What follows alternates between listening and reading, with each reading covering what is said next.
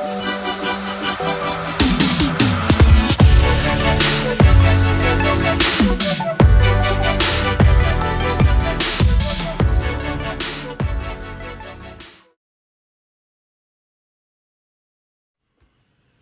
morning. I would like to start by thanking the conference organizers at the Graduate Students Association for Italian Studies, the Culinaria Center of the University of Toronto, and the Istituto Italiano di Cultura of Toronto for the invitation. It is an honor and a pleasure to be here. I want to start by saying that I am not an Italianist. My research is not situated in Italian studies per se, as I am a professor of food studies in the Nutrition and Food Studies Department at New York University. However, I have been observing Italian food culture for many years, first as a food writer and then as a researcher. I do believe that food can offer a unique lens to examine cultural, social, and political aspects of any given society. In this talk, I will focus in particular on the connection between food and politics in Italy. I started writing about that with a piece on Gastronomica with the title Post-Revolutionary Chowhounds about food and the left in Italy in the late 80s. My book Al Dente, A History of Italian Food, which Reaction Books published in 2014, also pays a lot of attention to political issues. The very choice of the title, A History of Food in Italy, rather than A History of Italian Food, was meant to suggest that the very idea of Italian food as a national cuisine has great political weight, and it is the result of long-lasting economic, social, and cultural dynamics. In this talk, I will start by examining a few recent events that show the close connection between food and politics in Italy. And then I will go back in history to understand how we got to where we are now. So the talk in some way will go back and forth between the present and the past, but the focus will always be the role that food plays in Italian politics, and on the other hand, how Italian politics have influenced food over history.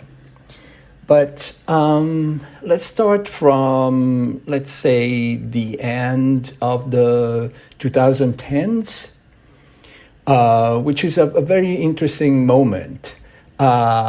This image was taken in Sicily back in 2019.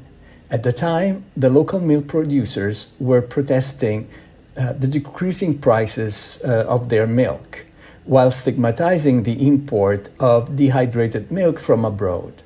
Similar protests had earlier taken place in Sardinia. While the immediate concern was national, it was clear that the target was also the European Union and its milk quotas, and more generally, its milk policy, besides its agreements with North African and Eastern European producers. On the one hand, we have a clear structural issue connected with institutions, production, and international trade. On the other hand, however, the protest had also populist tones that condemned the lack of sovereignty of Italy in relation to an institution that is experienced as, or presented as, located far away, bureaucratic, without any real connection with everyday realities. It was evident that these discursive elements had great political impact and were ripe to be exploited by politicians. To underline the political relevance of the issue, the current government has changed the name of the Ministry of Agriculture into the Ministry of Agriculture and Food Sovereignty. I'm going to be Gramscian in this talk. I don't argue that it is always structural dynamics that influence and determine discursive cultural aspect. I think rather than the structural and discursive influence each other. All along the presentation, I will look at these two aspects and how they operate around food and food politics in Italy. So let's keep this in mind. We have local protests that are against the policies of a national government, which, however, is considered as sort of under the dominance of an international institution. So you can see how the different levels change, both at the structural level, but also at the discursive level, on how they were considered. I will move to another event that also took place in 2018 and touched the issue of sovereignty. The protagonist was Matteo Salvini, leader of the Lega Party and now Minister for the Infrastructure. At the time, he protested Ferrero for using hazelnut from Turkey to produce Nutella. He found unacceptable that it was from abroad and from a country with a complicated relationship with Europe. Italian food.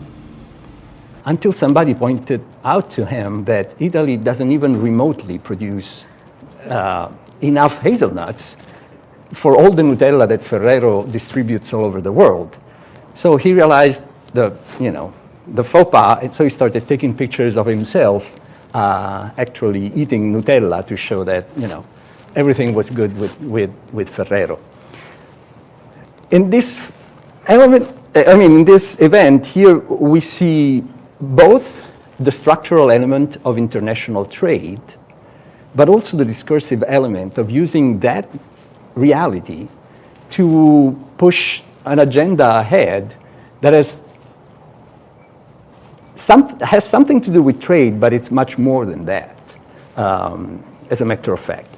Both events, the milk demonstration and these pictures, are also very performative.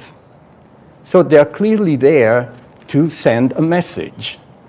So yes, there is the protest against a specific structural issue, but at the same time, it's a protest that needs to be performed, needs to become part of the current discourse.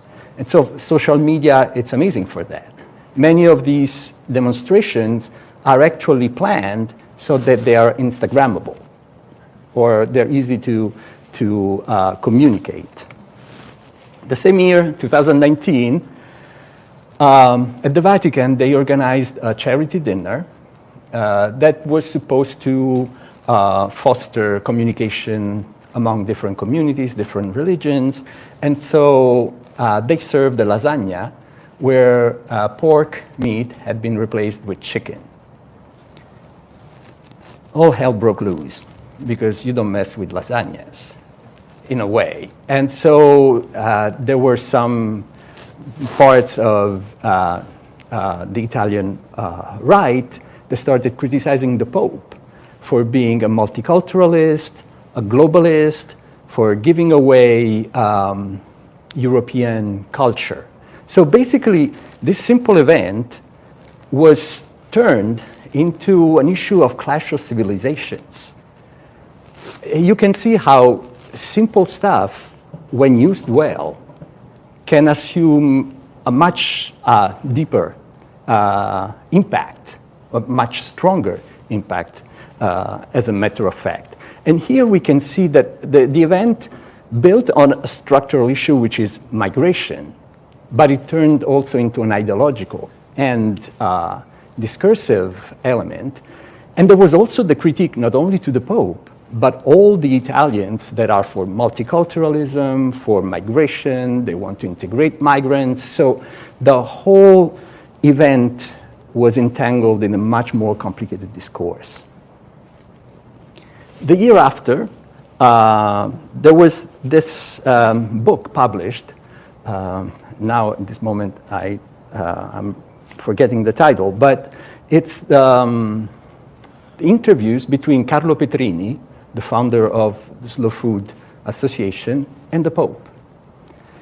And they talk about everything, most of all about the environment and food production, which is quite interesting to see the Pope getting so much into how food production needs to support the environmental health of Earth, the social sustainability. Of course, on Italian newspapers, the only part of the book that had some echo was where the Pope said, well, Eating is a pleasure, just like sex is a pleasure, and they are both good. Apparently, that was a no-no for the Pope. So there was a pushback by conservatives all over Italy about this declaration. But what is interesting for me here is that you have the Catholic Church in dialogue with somebody who comes from a completely different tradition. And I'll come back to slow food later. It's somebody that comes out from a union movement, from the left, and yet they managed to find a common point that somehow managed to irate certain parts of Italian society. This is most recent, last year. La Molisana decided to relaunch certain pasta shapes, among which Abyssine and Tripoline, which were clearly shapes that were launched during fascism. We all know that. But the problem was with the communication that came with the launch. And I don't know if you can read the text, but they talk about the celebration of the season of colonialism, the Littorian flavor. And so, again, this became a big brouhaha.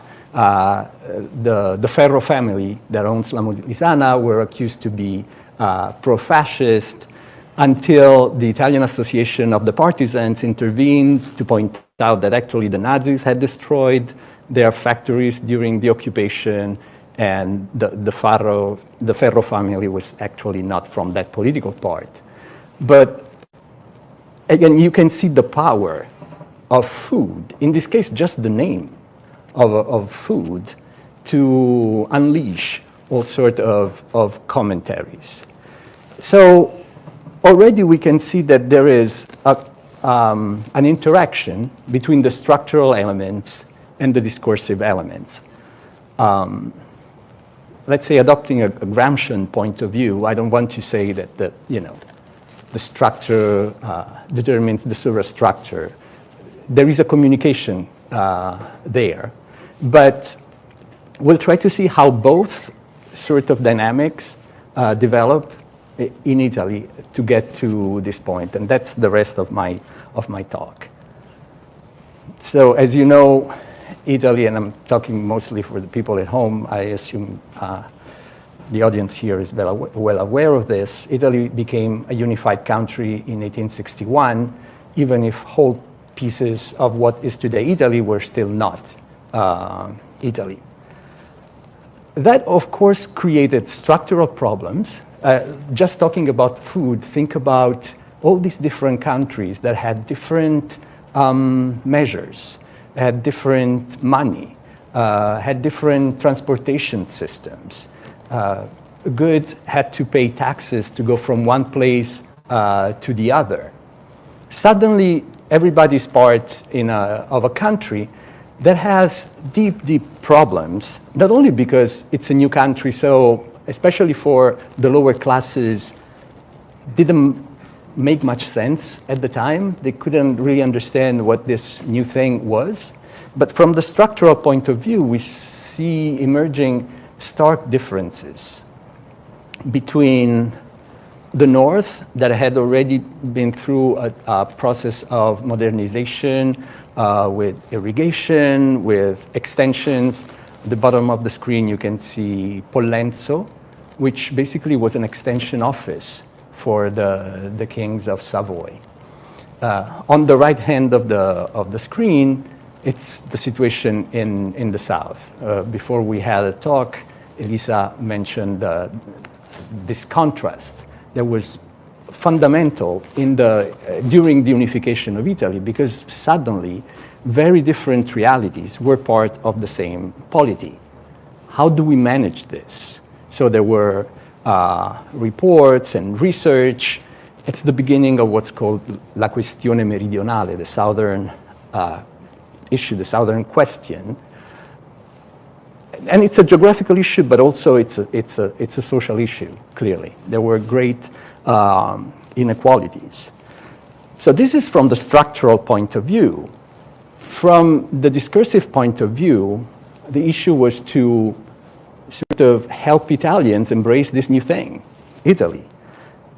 And I think the first important step is La scienza in cucina e l'arte di mangiar bene, so The Science in the Kitchen and the Art of Eating Well, written by Pellegrino Artusi in 1891.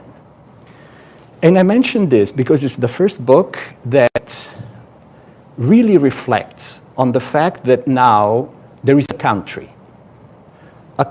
that is very diverse, but at the same time, since it's a country, there is a need for an Italian cuisine. Until then, of course, there have been tons of cookbooks, but they were mostly focusing on regional cuisines.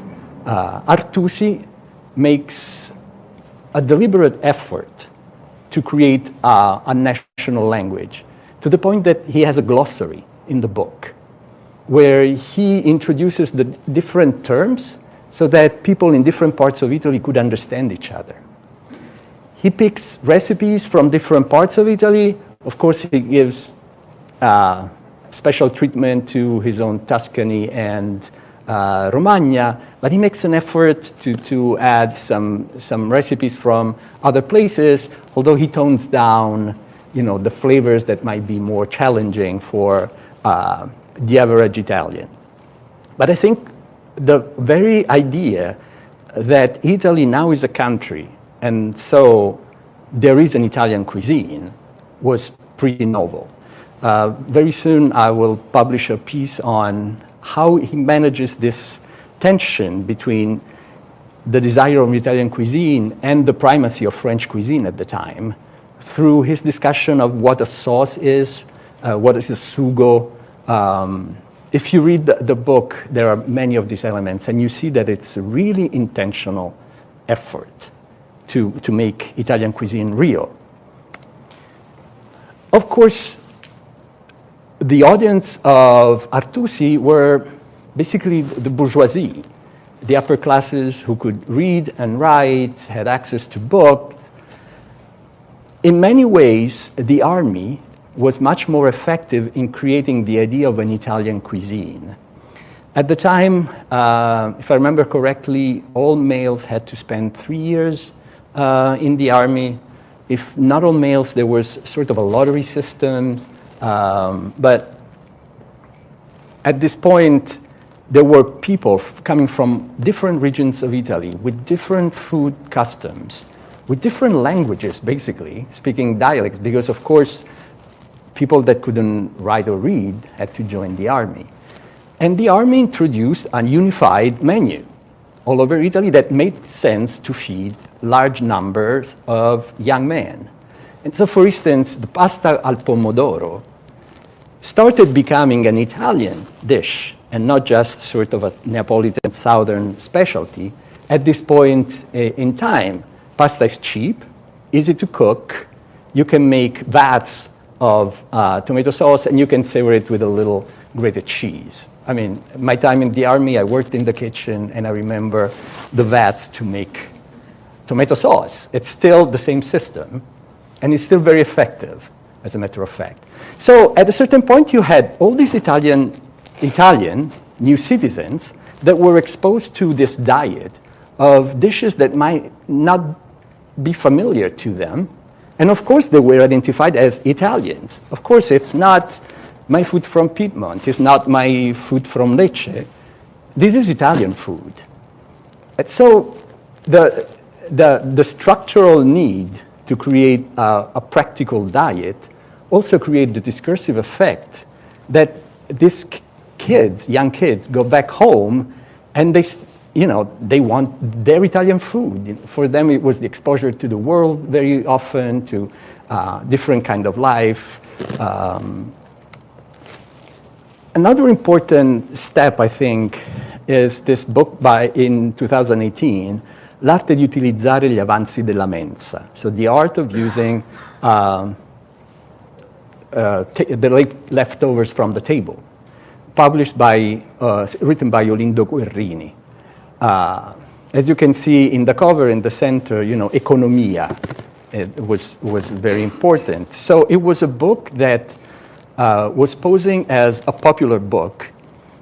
But if you actually read the recipe, suddenly there is venison, and there is stuff that you can hunt, which in Italy was not really the thing for the popular classes, especially in cities.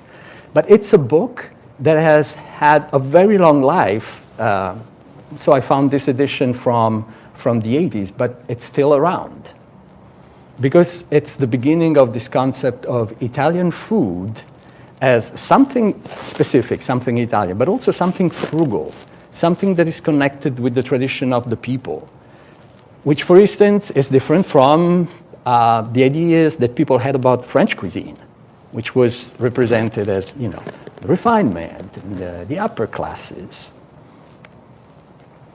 Then in October, 28th of October 2022, we have the March on Rome at the beginning of the fascist regime.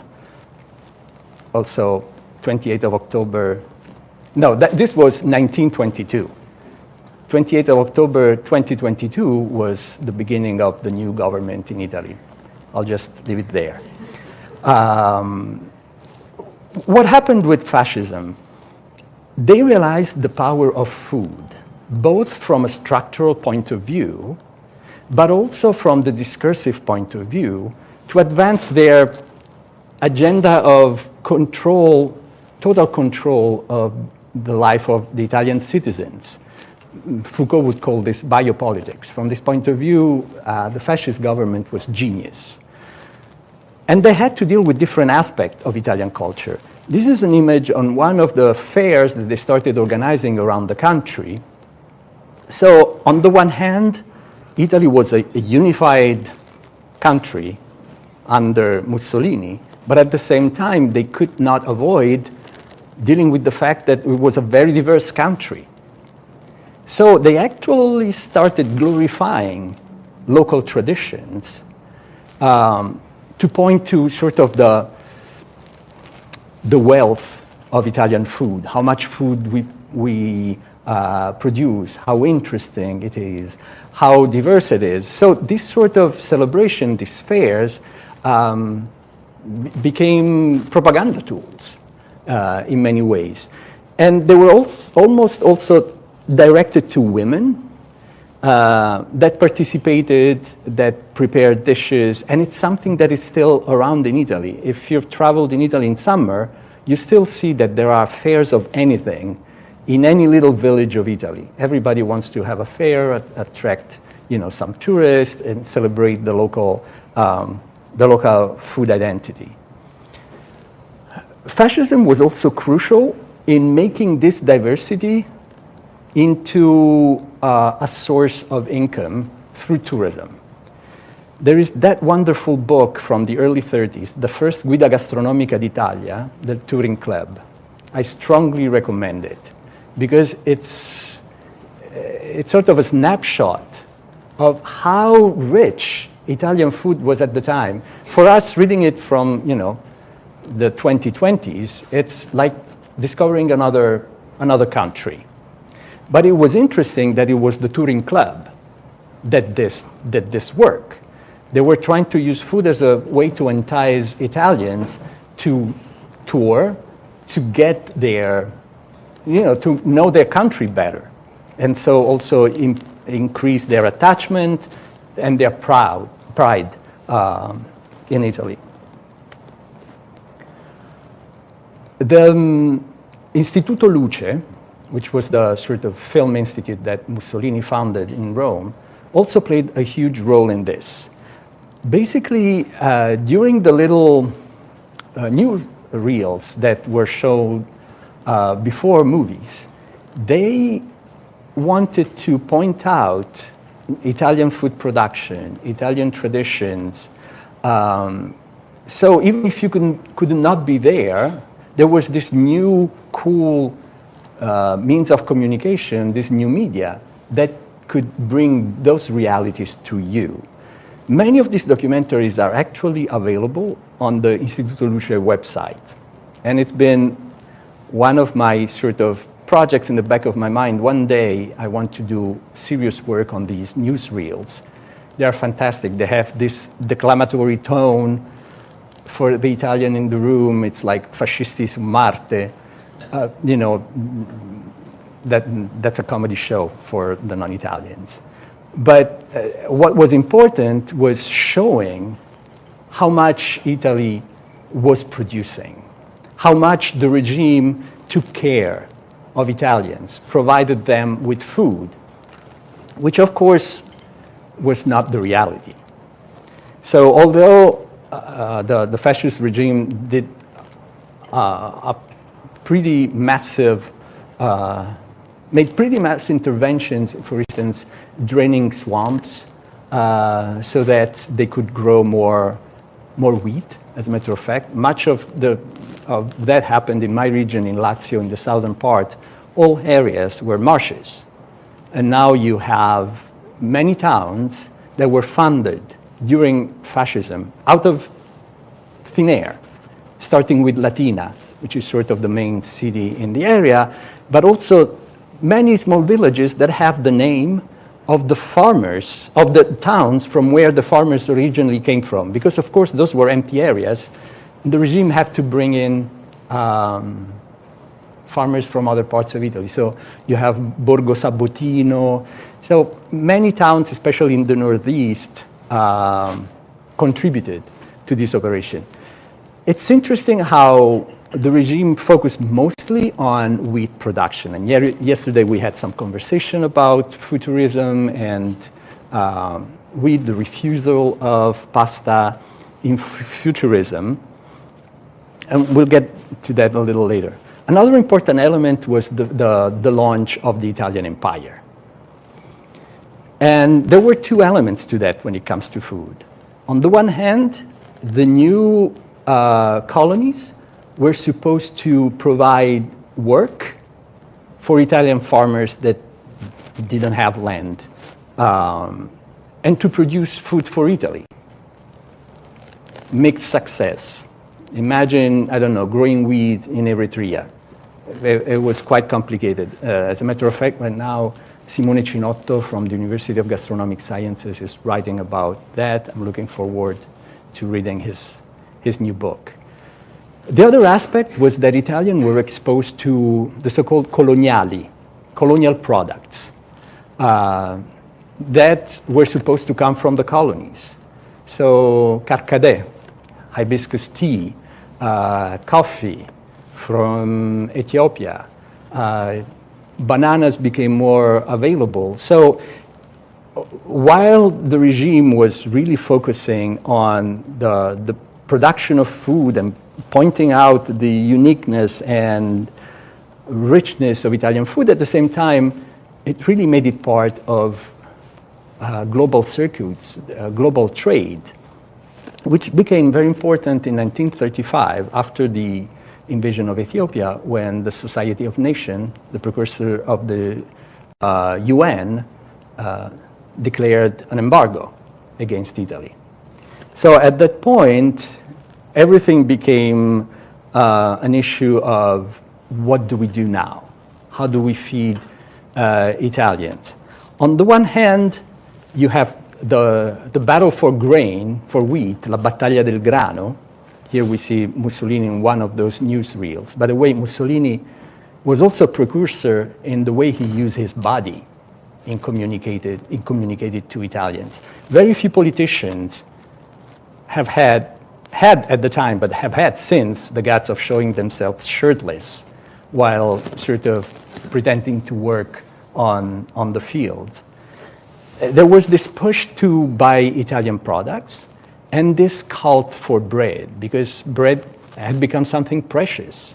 You know, Italy was cut off from the circulation of wheat and other products, and it had become dependent on that.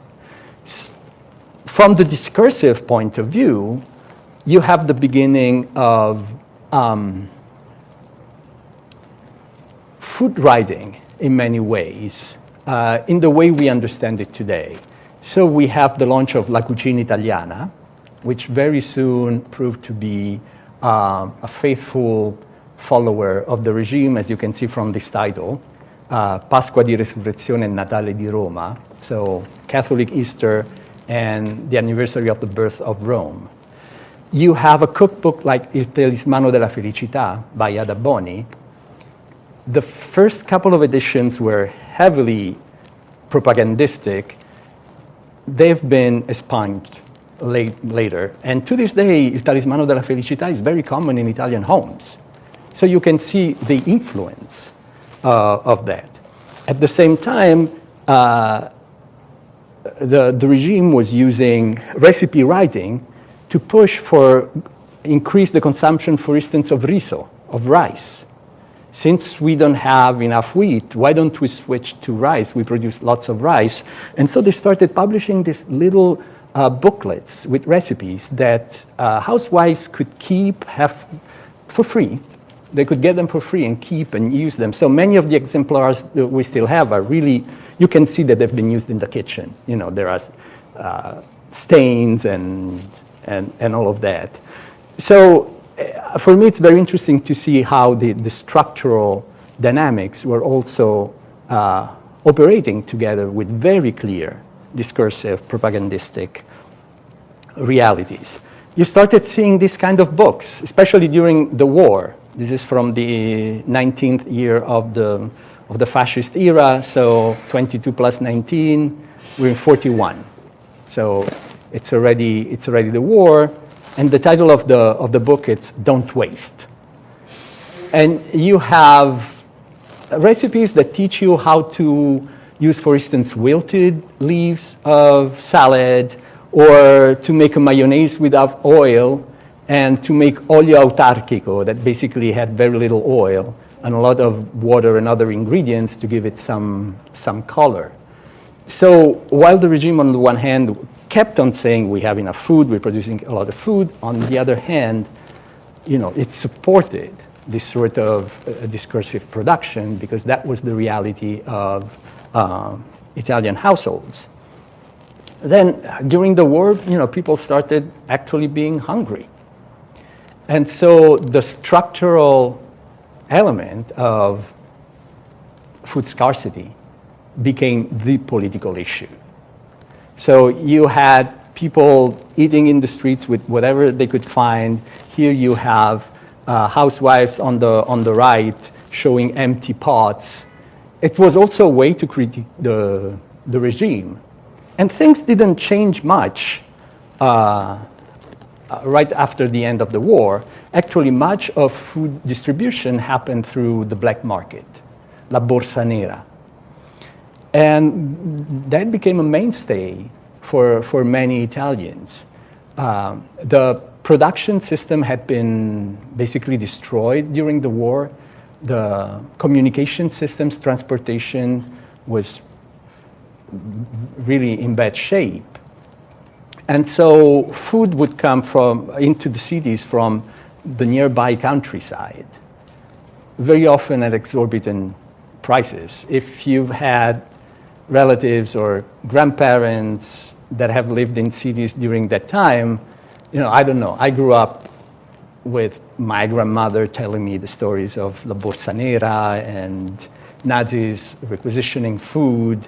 It's something that has left a deep mark in that generation, but in many ways also in mine. Because, for instance, if I didn't want to eat something, they would be like, well, if the Nazis were here, you would eat that and you would be happy. And so there was this persistence of that feeling of, we'll be hungry, so you better eat now that you have food. I think, I don't know, those family stories have not been studied enough. It would be interesting to do some ethnography or some projects about these tales. There is some book about the stories of women. Also recently, Diana Garvin published a book called Feeding Fascism that I strongly recommend. It's very, very interesting. So at that point in the new republic, Italy became a republic in 1946. The absence of food became one of the main political issues. So here it was not really a question of discursive ideology. It was the issue that there was not enough food. So you would see demonstrations like this. In the sign in the center, it says, "Enough with chit-chatting. We want facts. We're hungry." And the other sign said, "We want to eat." So the promise of dealing with food scarcity became one of the topics at the core of the new Italian Republic. Between the Democrazia Cristiana, Christian democracy that had close connection with the US, which was starting also the Marshall Plan. So they were sending not only food, but they were helping Italy rebuilding the productive system. Of course, in a way that reflected the American model. So that's the moment where we start having the large industrial production, especially in the north, mechanization, the use of fertilizers. So that gift came with some, some attachments. Let's put it like that. But it's true that the Christian Democracy Party could tell their voters, I mean, we are the ones that are managing this, this connection. The left is connected with Soviet Russia, where they're starving, or where there is no food around, And so this conversation then became ideological within the framework of the Cold War. So they also developed into a discursive aspect. Intellectuals realized that this was an important issue, so also they focused on it on their production. These are two neorealistic movies. Ladri di biciclette, La Terra Trema, where food scarcity is really at the center. And it was a clear political choice of the filmmaker to have Italians look at reality. Well before, fascist cinema was very much detached, either with mythical movies about Hercules and stuff like that, or with the Telefoni Bianchi movies, so this haute bourgeoisie love stories. The filmmaker trained at the Istituto Luce with the fascist documentary makers. As soon as 1946, they started getting scraps of film and making movies. Ossessione, I think it's one of the best movies of the time. But it was clear that they wanted to show Italians there are inequalities here. There is still food scarcity. Think about that when you make your political decisions. If you're interested in that topic, I published an article on food in Italian neorealism a few years ago. I can give you the references later. So in 1950, eventually, the government agreed to an agrarian reform. As you can see from the symbols, especially on the right hand of the screen, it was very much a push from the left. But also the Christian democracy had deep rural roots, so they were also involved and invested in that. But it was definitely too late. On the one hand, you had really the launch of industrialized agriculture. And on the other hand, many people started to move elsewhere.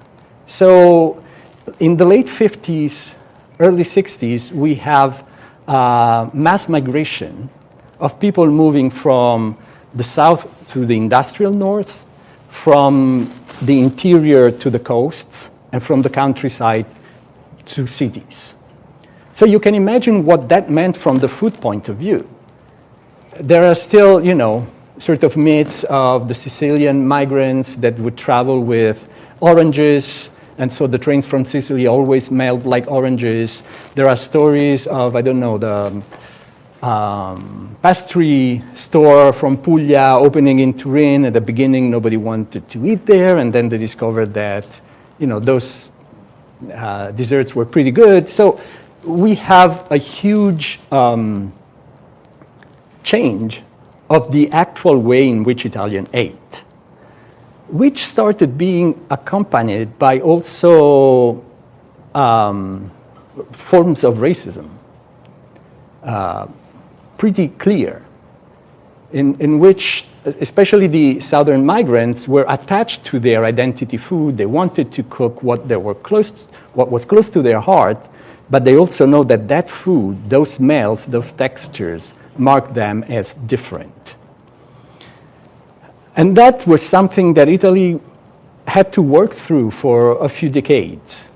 Now, I wouldn't say it's the main sort of tension, although in the late 1990s, early 2000s, those differences between the North and the South, political parties that wanted the North to secede from Italy, they were still there.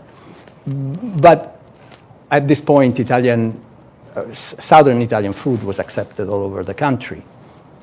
At the same time, you have the beginning of the economic miracle. So you start having supermarkets, you start having consumer products.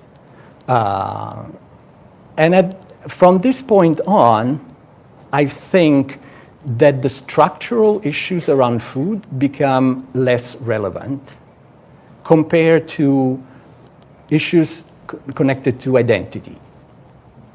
Because at that point, from the late 60s, hunger was not a major problem for Italians any longer.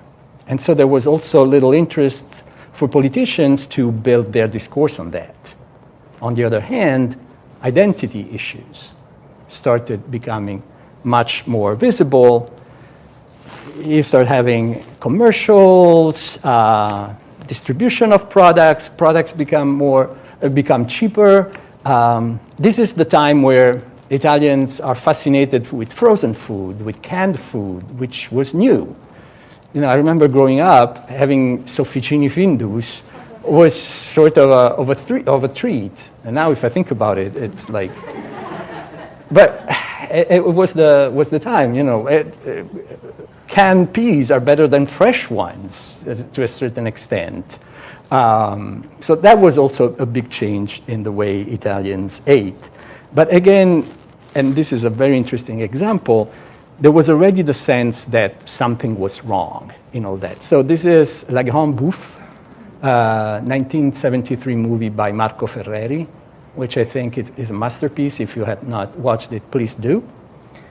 And it's the story of 4 upper-class men that decide to kill themselves by eating excessively.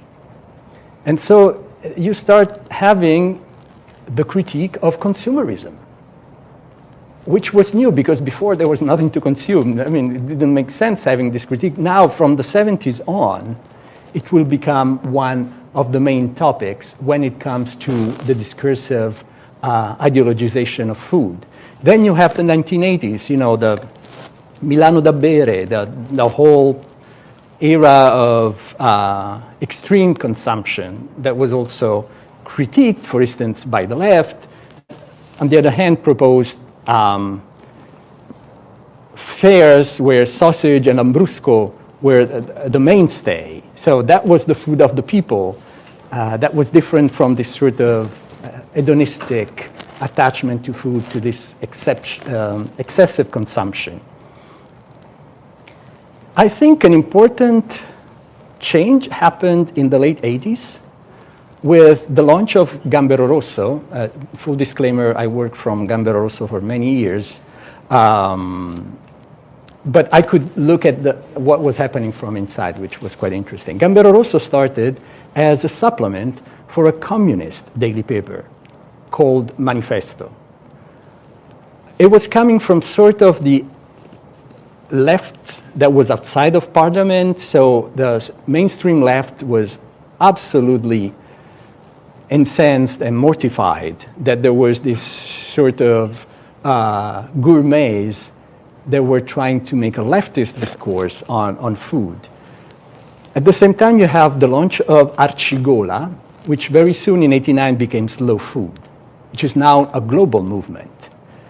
And you can see sort of the leftist approach in the fact that they were looking at the work of producers, artisans, the value of skills, manual skills, the value of community, the value of eating together, the value of eating slow to oppose, the new ways of eating, globalization of food, fast food. I mean, slow food is called fast food against, slow food, sorry, it's called slow food against fast food.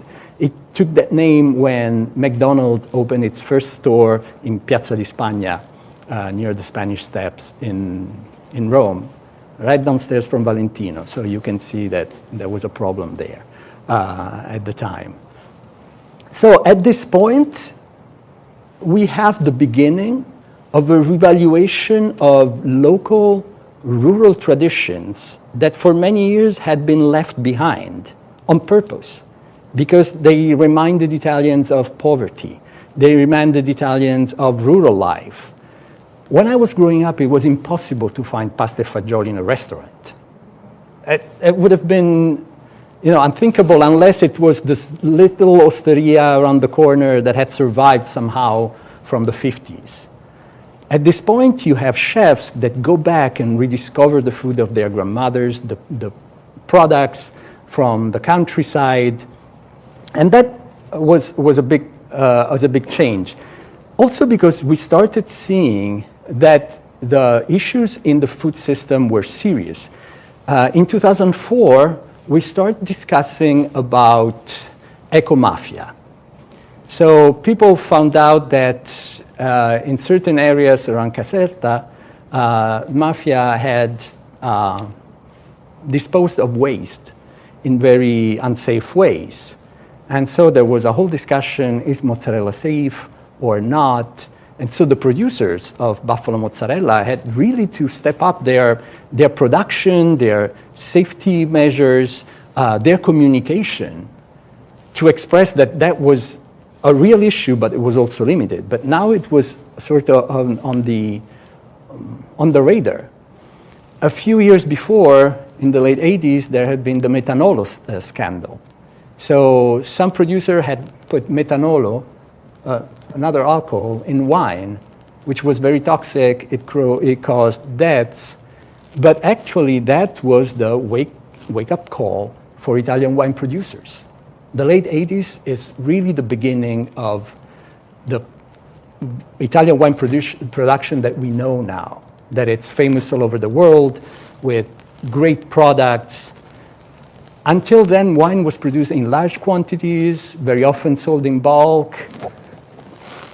Once again, producers had to step up what they were doing and change not only the way they make wine, but also the way they spoke about wine, the way they marketed wine. And that has had very long-term consequences in the way now we speak about food in Italy.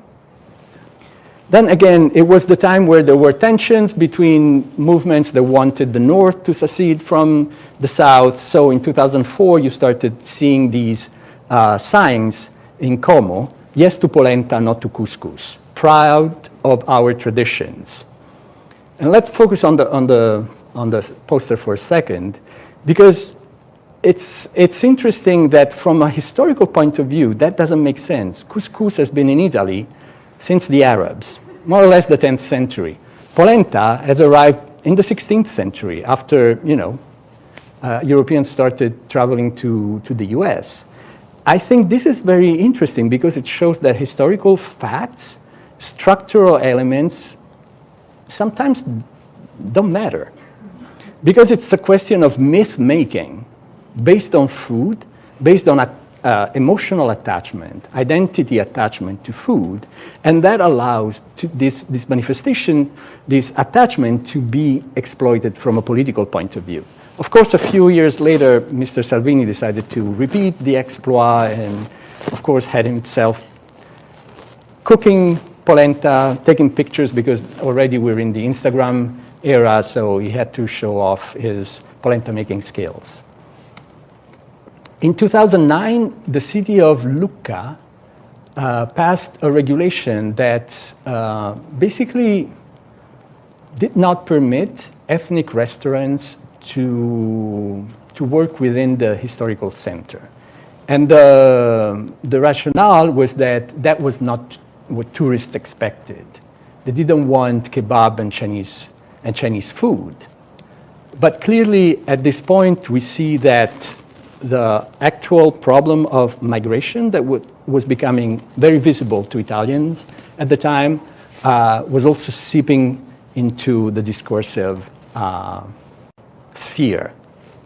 Then, as Patrizia mentioned yesterday, we start having issues with food production, special agricultural production. Rosarno in 2010 in Calabria saw the first huge revolt of braccianti, of workers in the field. And for many Italians, that was the first time that they realized who was producing their food. They had zero idea. And so also this became a very important part in how now the discourse about food production happens in Italy. And so that they realized that there are Africans picking tomatoes, there are Bulgarian and Romanians taking care of sheep. Much of Pecorino Romano, it's actually existing thanks to shepherds from Eastern Europe. I don't know, mozzarella di bufala. Many of the caretakers of the animals come from India.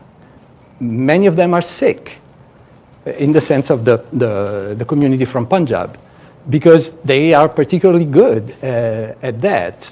In Rome, where I'm from, in many pizzerias, the pizzaioli are from Morocco and Egypt. So slowly, this sense that there are new actors in the food system is still, it's emerging, but it's still not there. As we discussed yesterday, the fact that a former bracciante has become a member of parliament has had a big impact on the imaginary of Italian, the political discourse in Italy. Then also in 2010, we had the blue mozzarella, nicknamed the puffo mozzarella. What happened is that some shoppers went into low-cost supermarkets. When they opened their package of their mozzarellas, the mozzarella would turn blue. And Italian, consumers were like, what is this about? And then it turned out that this mozzarella came from Germany, where it had been produced in a plant that had not been cleaned properly. It was not toxic, but of course nobody wanted to eat blue mozzarella. And again, that was the first time when many Italians were like, why are we importing mozzarella from Germany? And they didn't realize that there is a system according to which mozzarella is a traditional specialty guaranteed, which means that it can be produced anywhere within the EU, as long as the traditional process is maintained. And so Italians already were quite familiar with protected designation of origin, in Italian DOP, protected geographical indication, which are sort of more, they're stricter categories of intellectual property. Of course, most people have no idea that we're dealing with intellectual property that has been defined also within the larger umbrella of the WTO regulations. There is a treaty of the WTO on intellectual property, and geographical indications are part of that.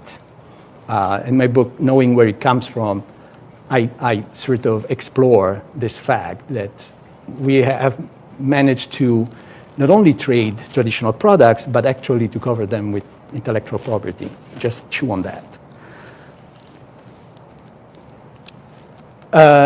Also in 2010, the then Minister of Agriculture, at the time was the Ministry of Agriculture and nothing else, decided to team with McDonald's to create McItaly. So the McDonald's flavor speaks Italian. The idea was, why don't we have McDonald's use Italian products that will support Italian agriculture? But of course, the way McDonald's make contracts with producers is quite specific. The way it makes contracts with their workers is quite specific. So there was a big pushback about this, the sense that just using Italian ingredients doesn't make something into Italian food, and above all, it doesn't make it into a food that it's sustainable, socially, environmentally, and sometimes economically. And I'll finish my presentation with this other. So after the pushback with Zaya, it was time of Gualtiero Marchesi to work with McDonald's. And he came out with 2 sandwiches, Vivace, Adagio, that use also Italian products. But it was interesting that Gualtiero Marchesi, which was sort of perceived as one of the fathers of new Italian cuisine, was working with McDonald's to create a mass-produced items. So you can see how the structural aspect and the discursive aspect in Italian politics around food have always been there. But what I think is that starting from the 70s, the structural issues, although they are still there, environmental issues, migrants, food justice, they are there. But since the majority of Italians is not dealing with food insecurity any longer, it's not the structural issues per se that become political, it's the ideological and discursive use of these issues that tends to become political. And I think we'll see more of it in the future. Food is so sort of constitutive of Italian identity that I'm sure we'll see more on that. And I will stop there, and I'm happy to take questions. Thank you.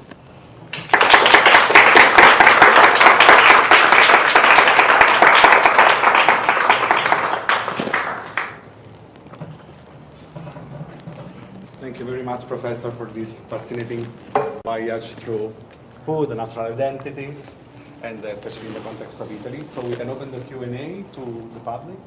If you have questions, feel free to raise your hand and ask.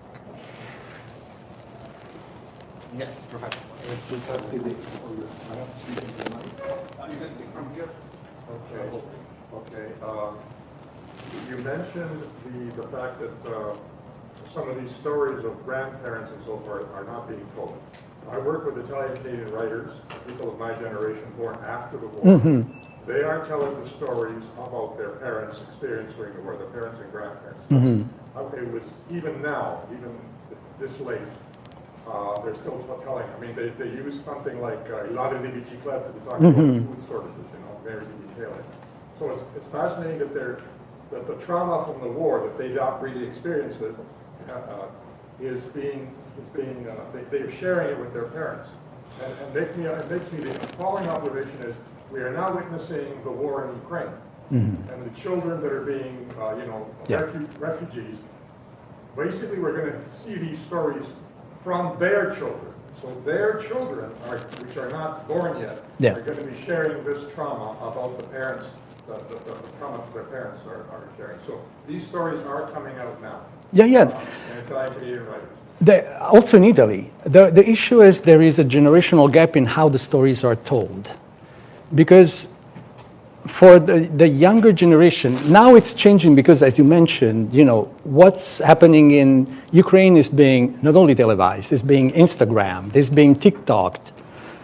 The stories of my grandparents during the war have not been translated in a language that goes beyond, let's say, my generation or the following generation. And I'm not saying that it's a good thing. It's just an observation.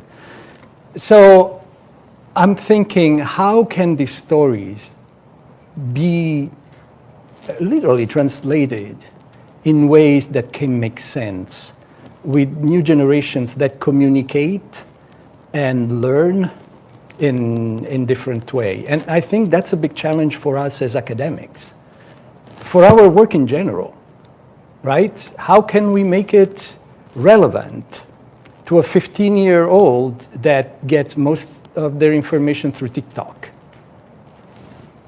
That's a challenge to think about. And then when you have them in class, you know, as young undergraduates, you realize that you have to change your way of teaching. Otherwise, it's just like, doesn't get where it should get.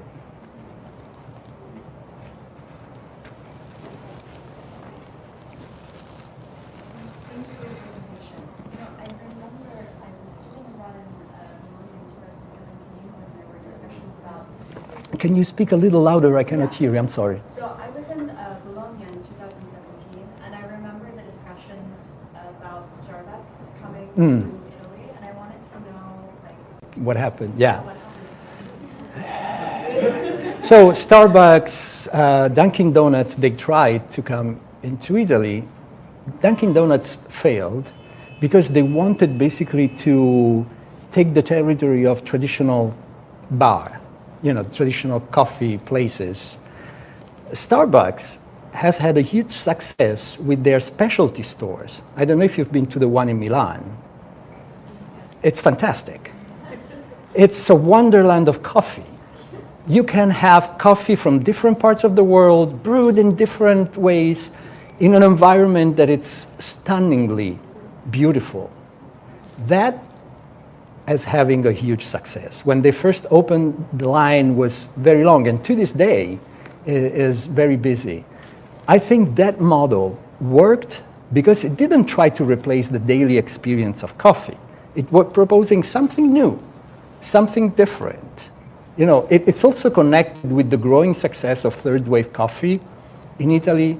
Now you have some bar where the barista asks you, you know, how you want your coffee, which grind, which beans. I mean, in my street in Rome, now we have one of those places. It's a bar, it looks like a bar, it works like a bar, but there is all this discourse about origin of coffee, quality of coffee, different flavors, the fact that, you know, Italians traditionally tend to toast their coffee a little too dark for third way coffee lovers. So these discussions are happening, but they're happening in places that either conform to the practices as they are, or they offer something completely new and exciting. And I think that's why, for instance, Dunkin' Donuts didn't work, because they tried to become, you know, part of your everyday coffee.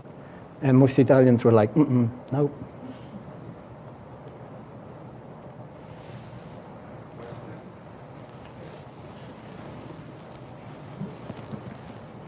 Thank you again for this really exciting talk.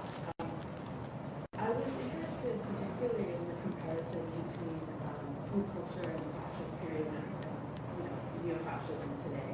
And I was wondering if you could speak a little bit more to the ways in which this really compelling analysis of food culture can not only help us better understand the long history of fascism, but also maybe give us some leverage with which to think about anti-fascist politics. Yeah.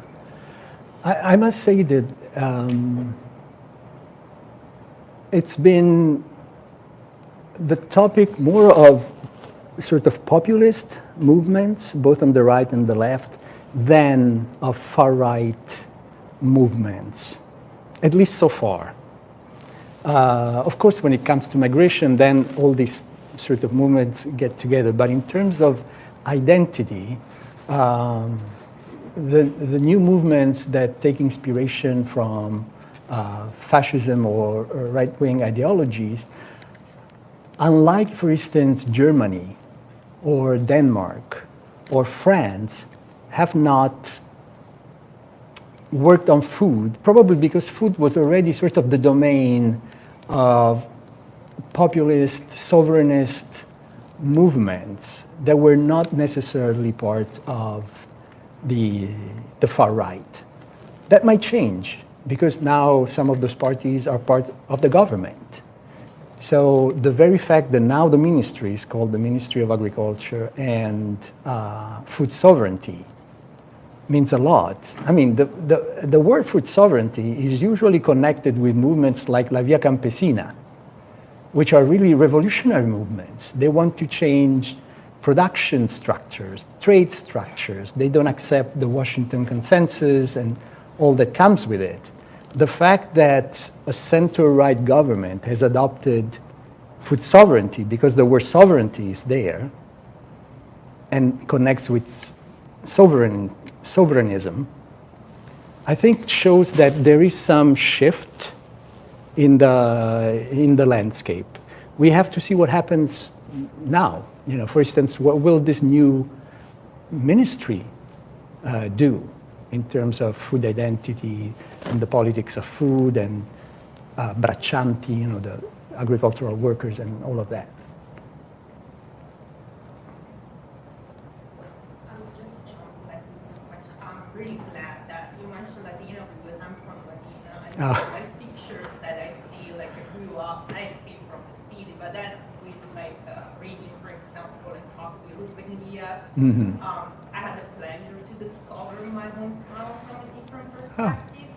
And actually, like I was thinking that picture with Mussolini showing like not naked, and that you can connect, for example, with other pictures from Putin while he was hunting, while he was like harvesting. And I would like to know if we can like find a connection, Yes. for example, from a food perspective, you can see in the definition of the rise of the Italic race, because like connected to Pende, for example, I just discovered that my grandfather came to the marsh. It was from the Veneto region, that at that time was like one of the most like poorest regions. Actually, they were selected according to eugenics, like rules. And if we can, like the fact that Mussolini, contrary to futurists, for example, was instead exalting the use of wheat, grano, so pasta, if we can connect this kind of food with this idea of like The Italian body. Karol Ostrowski has very interesting stuff on that in her book, Garlic and Oil. And there was actually the effort of nutritionists from the party to show that Italians didn't need as many calories as other people, sort of supporting the fact that there was less food. So it was okay, because Italians were made differently, and they tried to justify that in the most interesting thing. From the point of view of food, there's also the attempt of fascism to create new varieties, both of grains and animal breeds. There is a great book called Fascist Pigs. I can't remember the name of the author. They actually looked at how the Nazi government, the Salazar government in Portugal, and the fascist government in Italy were also working with science to create sort of a new food reality. And I wanted just to mention the first point you made, the similarity with Putin. Actually, that's the topic of my new book, Gastronativism. I try to make sense of the similarities of these dynamics in countries as diverse as Russia, Poland, Italy, the US, India, or Japan. And there are common threads that are quite interesting, and I think they are worth looking at because they make us understand better what the impact of this specific form of globalization that we might call neoliberal has had on the food system, and how different population then sieve through that using the idea of identity and community and all that.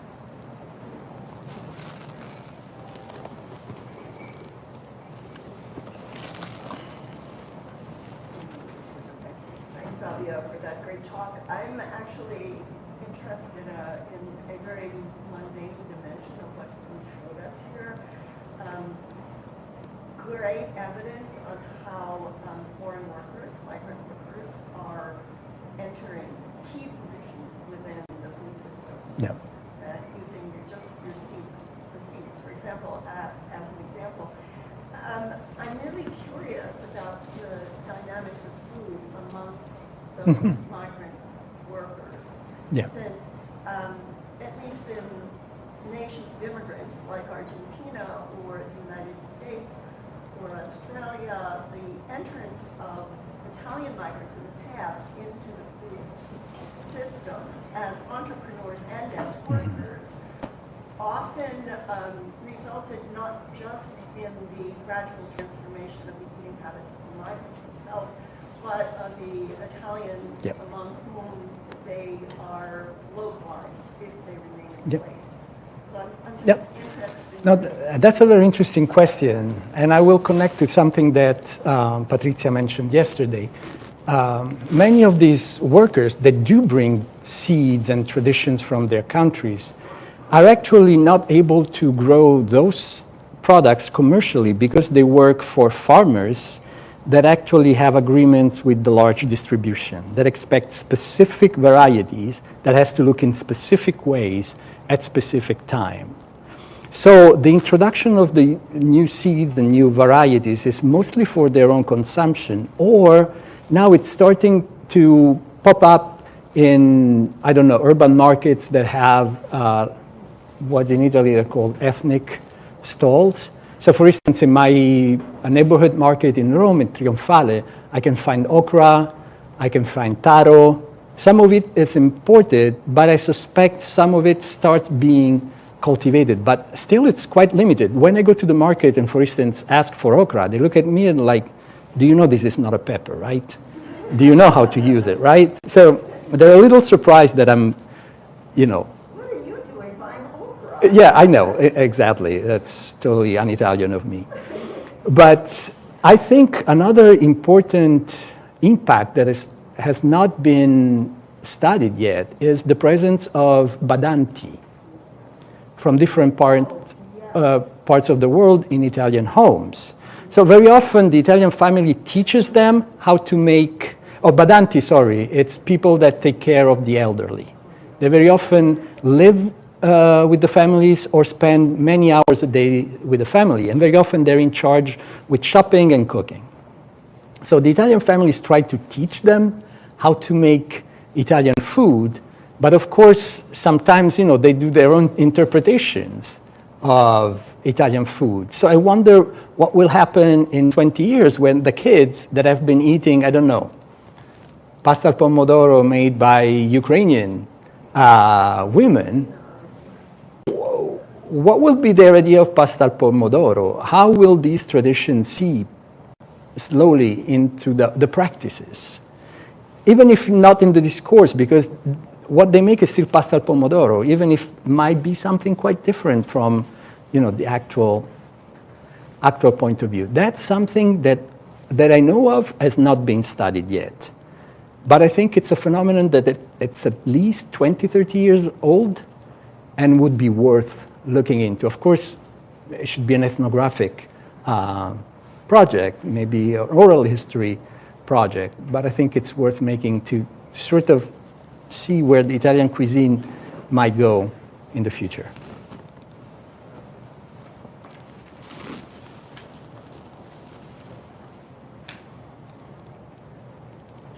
Realizing that actually you connected with lots of things that we discussed yesterday. I'm so delighted that you mentioned that I'm really a fan of Pope Francis. Honestly, my students are loving all the things they're reading about, the Laudato Si. Yeah. I think, gosh, this is like Felix Guattari who wrote this, so he's absolutely brilliant. And, I'm delighted you mentioned as well what came out during the discussion yesterday, the ecological awareness of Pope Francis, and also the idea that I mentioned, food as an instrument of biopolitics. But I want to also connect to what you said about the mozzarella alla Diossina, the blue mozzarella, right? So this poisonous mozzarella, this interconnectedness between the processes, ideological, toxic accumulation, and then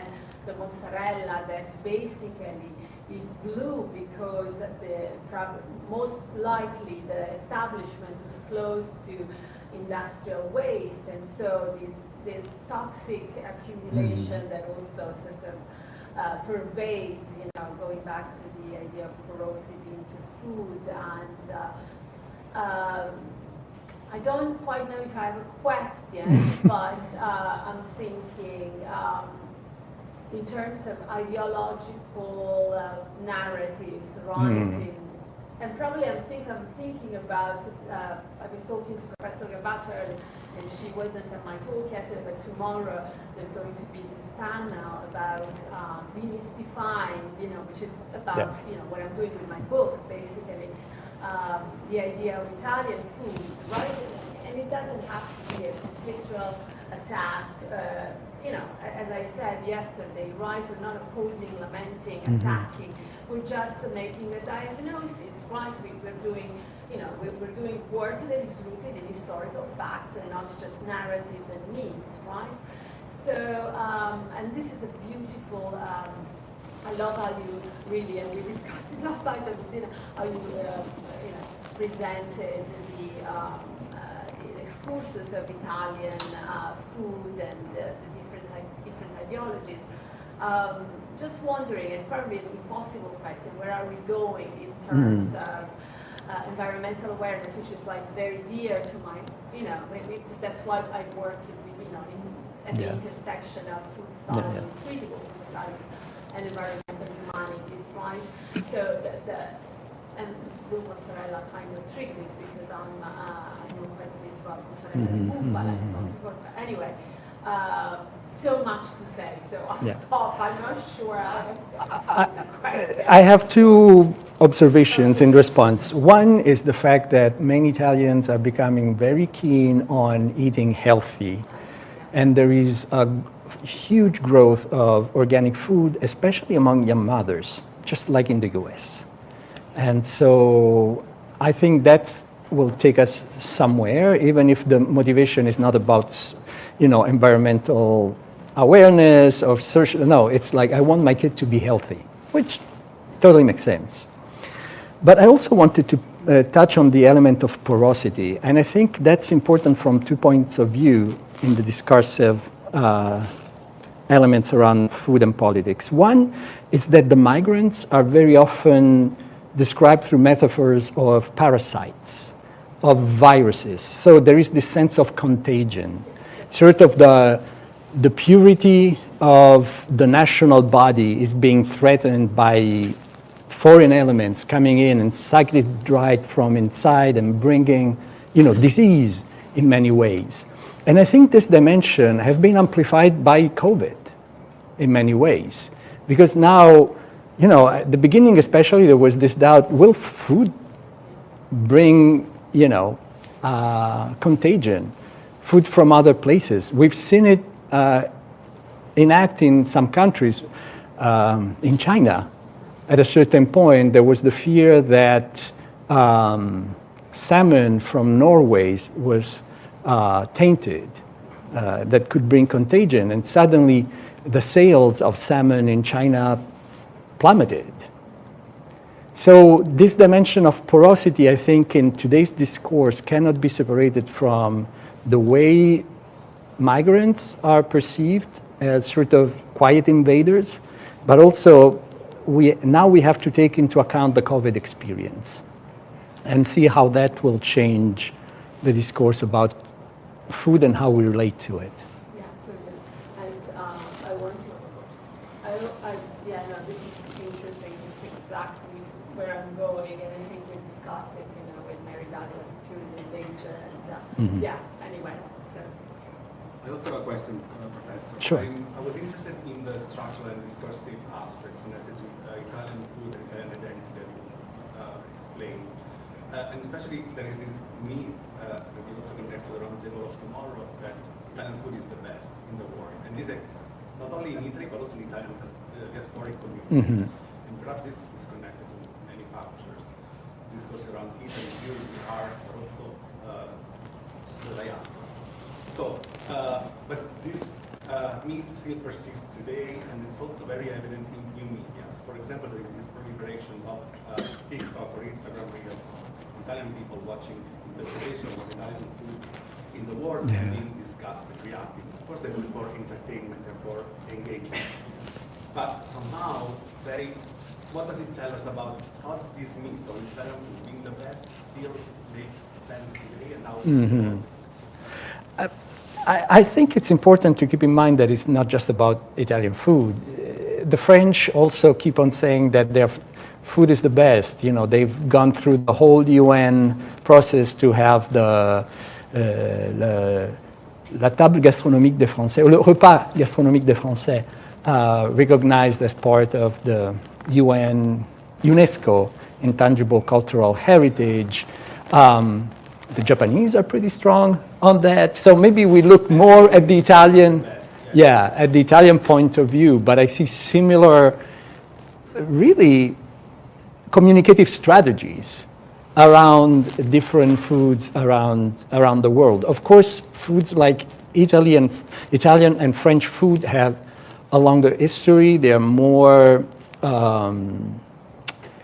let's say, recognized globally. I think the Japanese food is getting there, but we have now, I don't know, Mexican food, Peruvian food, Korean food, Thai food.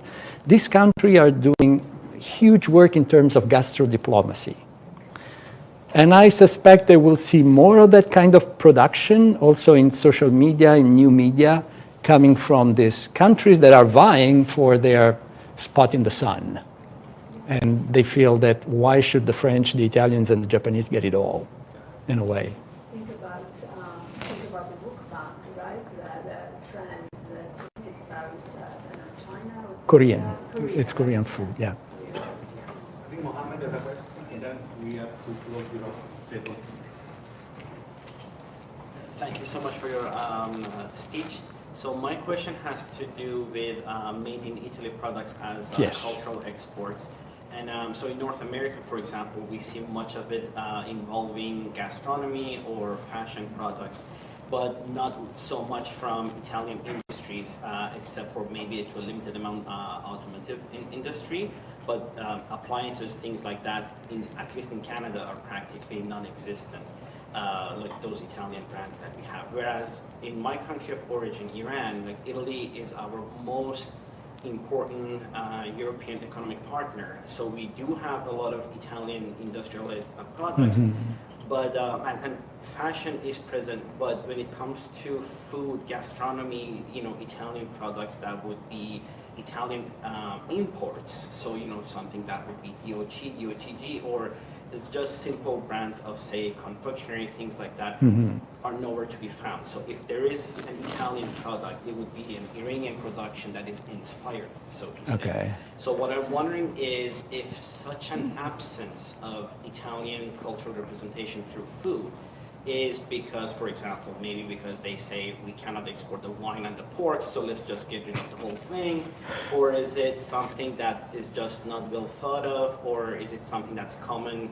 in little bubbles here and there around the globe? Like, I'm wondering if you ever thought about this. Oh yeah, definitely. I think the Italian government is putting a lot of effort in large markets, and I think compared to the Canadian or the U.S. market, Iran, it's more limited. So even if Italian food might have more visibility in terms of number, the Canadian and U.S. markets, for instance, are more important.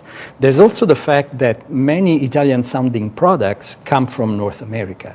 And so the Italian government is really trying to have consumers become aware of the difference of Italian products coming from Italy and Italian-sounding products, what they call Italian-sounding products, because in reality these are products made very often by descendants of Italian migrants that started making them, I don't know, during the fascist embargo, where you couldn't get pasta or cheese or anchovies and whatnot. So the dynamics are really complicated. Also, there is different attitudes in North America towards the whole idea of the PDO, PGIs.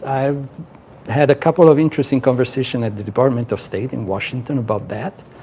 And you realize that in the US, all these intellectual property tools that somehow identify and support traditional foods are considered, from an economic point of view, rent.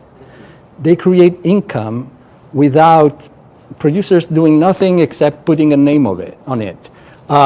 They stifle innovation. They stifle competition.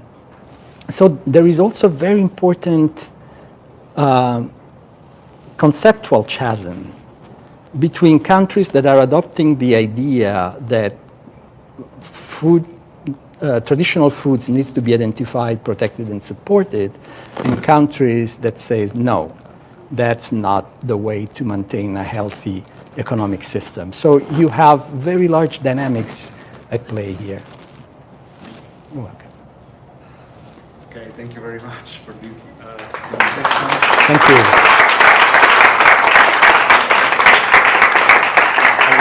We will now close the Q&A and we'll continue this afternoon for the next panel. Okay. Grazie mille.